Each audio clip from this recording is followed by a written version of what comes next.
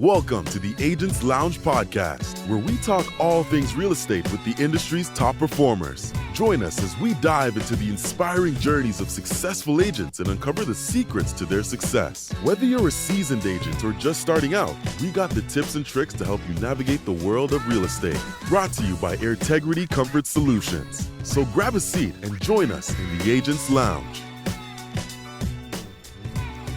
Welcome back to another episode of Agents Lounge podcast. I'm your host, Marco Salinas, and today we're doing something a little bit different. We are turning the tables on our usual host of the show. Today, I am going to be interviewing the owner of Airtegrity Comfort Solutions. Today, I'm going to be interviewing the owner of Airtegrity Comfort Solutions, Mr. Francisco Bermudez Jr. And if you don't mind, Francisco, I know you're a very humble guy, but I'm going to read your bio. Okay, I'm going to read it. So, Francisco Bermudez Jr. is an experienced HVAC entrepreneur and the owner of Airtegrity Comfort Solutions, a thriving HVAC business based in San Antonio, Texas. With over 10 years of experience in the industry and really probably over 20 years since he was repairing these things in his diapers, Francisco is committed to providing his clients with high-quality HVAC services and is constantly seeking out new technologies and techniques to improve his work. Through hard work and a commitment to excellence, Francisco has built a successful business that serves both residential and commercial clients throughout the city and even some of the outskirts. Francisco, welcome to your own podcast. Hello, everyone. Welcome. We also have a guest with us here, Mr. Larry. Larry, I still don't know your last name, man. Rumpelstiltskin. Just kidding. That's exactly what came to my mind, dude. Larry Inman. Larry Inman, okay. So Larry is Francisco's right-hand man right now, his consigliere at the moment, and doing a whole multitude of things for the business and helping him, but also serving as a co-host on the podcast as well. That is correct, sir. So he's going to be our Ed McMahon for this episode, right? You are correct, sir. See? I knew he had that in him as well. I was building it. So, yeah, we want to, like, one of the things that we haven't had a chance to do was to talk with Francisco more about his business. Francisco is a whole wealth of knowledge when it comes to all of this HVAC stuff, right? He's been doing it pretty much his whole entire life. His dad pretty much threw some wrenches at him and some tools when he was probably in, middle school? Like 8th grade or something like that? It started back in elementary, probably 4th or 5th grade, when it was 4 of us. I was the oldest, and my father probably just took me to not give my mother any more trouble. So you were tagging along with him because he was doing the same thing, right? Yeah, Your dad has been an HVAC technician for his whole life too, or he started back in 1995. 95. Okay, yeah. Got you. So he started, and then shortly after that, you started tagging along? Yeah, well, not because I wanted to, but they took me with him. Yeah, so like you said, so that your mom wouldn't lose her mind. Yeah, so every time I saw that truck driving by, I'm like, man, I knew it wasn't going to be it. We weren't going home to go play and watch the Power Rangers. We're going to go out to the field. Power Rangers. Yeah, okay, well, so you've been doing this a long time. And you started officially Airtegrity Comfort Solutions in what year?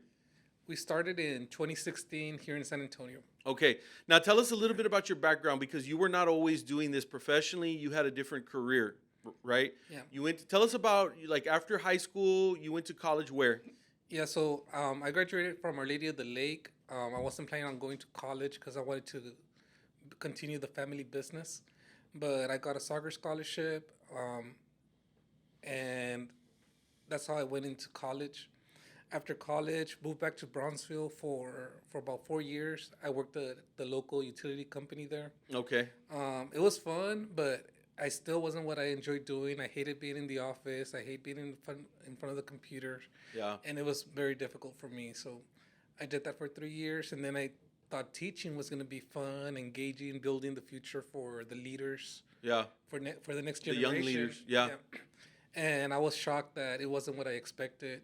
After 3 years, I realized that, man, I could have a bigger impact in my community and for my family by stepping out. So that's when I decided to launch Airtegrity. But who did you go to? Who did you talk to when you said, you know what, I'm thinking about getting out of teaching and I'm thinking about, starting an AC business? Who did you tell that to, and who was it that was like, yeah, do it, I support you? Yeah, it was a lot of it.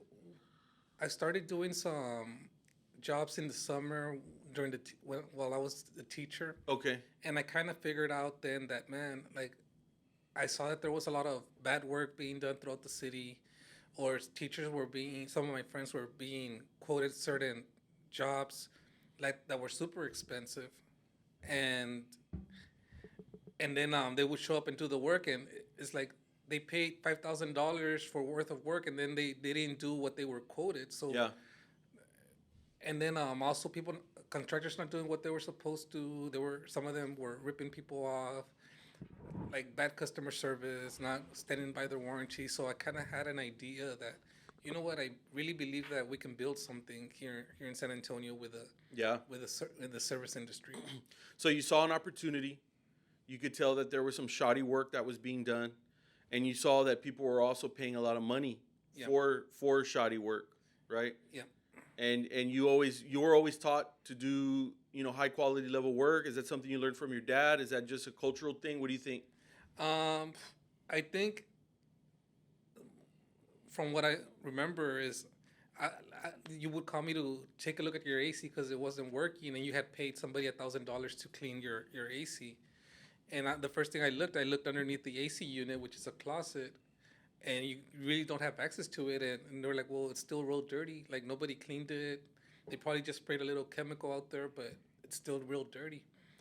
And I feel that that to me was the immediate turn on the light bulb. Like, man, there's a lot of houses where people are paying for things that are not being done right. Yeah, absolutely. And so you're in what year of business right now? I think as of this recording, 16. We're probably like our 6th or 7th year. Oh, I think that's the iPad. Yeah, there you go. Yeah. We're still running a business, folks. So the phone is still ringing, and Larry is still on the clock, and so this is real deal. You're seeing a real deal business here. Yeah. So we're on year 7 because I keep track because our daughter was born on 2016. Oh, okay. And we launched right after that. So There you go. Perfect. So she'll always line up with one year. Airtegrity. Yep. Yeah, that's very cool. Tell us a little bit about your family life. So you mentioned you have a daughter. Do you have a wife? Yes. Selene Aguilar. She is also a photographer. Her background's in human resources, and we've known each other since probably middle school. Middle school. Yep. Wow, man. Yep. And so you're a devoted husband and a devoted father. You have one child. Yes, one child. Yes, your Yeah. daughter who's 7, like you Yep. said. And is she gonna take over the business one day, or you think she has a mind to do something else? It's up to her. It'll always be there. If it's something that wants to be passed on, or if it's something that can be sold, Yeah. we'll find out. Yeah. No, I think she's just more interested in saying, just send the cash flow, Daddy. Send it over. Just send the cash flow down. That's the part we're interested in. Yeah. No, that's understandable. But yeah, no, that's really cool. And I think I like your story. I like your story about how you were able to transition from a whole different world. And, some of the previous episodes of the Agents Lounge, we've had a lot of realtors on who have done big career changes, right? Yeah. And I think the majority of them were in education. Yeah. A lot of them were education. Let's just pause for just a second and talk about Larry, because Larry has a very similar story, right? So were you an educator as well? Yes, sir. 23 years working in higher education. Wow, 23 years. And did you get a similar feeling like, I just need to I'm tired of being in this space, I'm burned out, I just need to change the scenery? Like, what do you think? Well, I always enjoyed working with young adults and helping them, and returning adults, helping them get to whatever goals they wanted in life. And over the summer, I took a chance and decided to try middle school teaching at something new. And props to Francisco. He lasted 3 years. I lasted 1 week. 1 week in middle school. I was going to say less. Yeah. As soon as you said middle school. Yeah. Yeah. 1 week, and I knew it'd be too much. I'm a single dad, and so there was a lot of variables that went into play. And I've been friends with Francisco, I don't know, 12, 13 years now, and at least. You guys went to college together, right? Yeah, we went to college together. And I said, hey, What school was that? Our Lady of the Lake.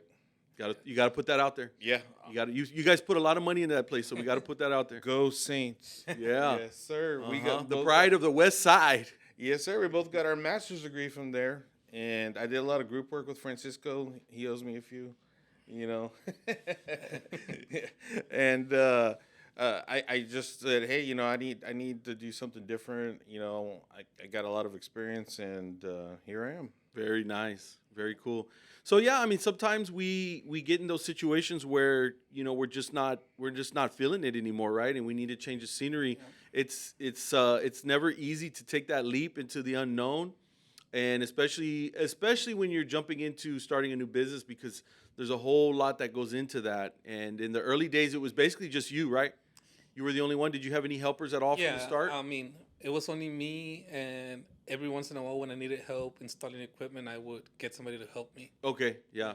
And so at what point into the business were you able to like bring on somebody full time? About the first year, I kind of figured that I didn't want to doing the installs all day long or being out in the field all day long. Yeah, and hard to run the business like that. Yeah. And I enjoyed doing the sales parts, but the things that I was really good at was building a team and making sure that all of my teams was very well taken care of. So Sure. we hired somebody to manage our sales. So he was excellent in communication. So once he started doing sales, we were able to bring in a new technicians or bring in additional installation team. Okay. But I think I realized real quick that the thing that I enjoyed the most out of a business is the community, building a team, building, just growing together. Yeah, for sure. Yeah. Yeah. So that's been kind of that. I would say beyond helping your actual customer with a very happy experience, right? Mm-hmm. It's for you. It's been a lot about the team building, the relationships of you and your employees, and being able to all work together as a group to build something where you have an impact on the community here in San Antonio. That's right. Yeah, definitely. Let's start getting into the nitty gritty. All right. I got some questions for you when it comes to all this HVAC stuff. It's not exactly the most exciting subject in the world. It's not exactly sexy. But you want to know what's really not sexy is when the damn thing breaks. Oh, yeah. Right? When you've got this big, expensive machine and it stops working because you didn't maintain it properly, right? Or some people just are already at that point. They need to get a new machine and they need to know what's out there, what kind of options. So let's go into that. You have a lot of knowledge. You have a lot of experience in the space. Throw your wisdom at us. Share it with us. Give us some kind of short answers on these things so we can go through several questions. All right. Okay. Let's do it. This is kind of like a Q&A fire round or something, right? Okay, Francisco, briefly explain the importance of just in general regular HVAC maintenance. Why is that so important? Yeah, so the manufacturers, when they design the systems, they have to be installed and they work at a certain capacity, right? So they know that if you keep your coils clean, if you have the right amount of electricity going into it, if you have the right amount of refrigerant, and if you keep it running like a brand new,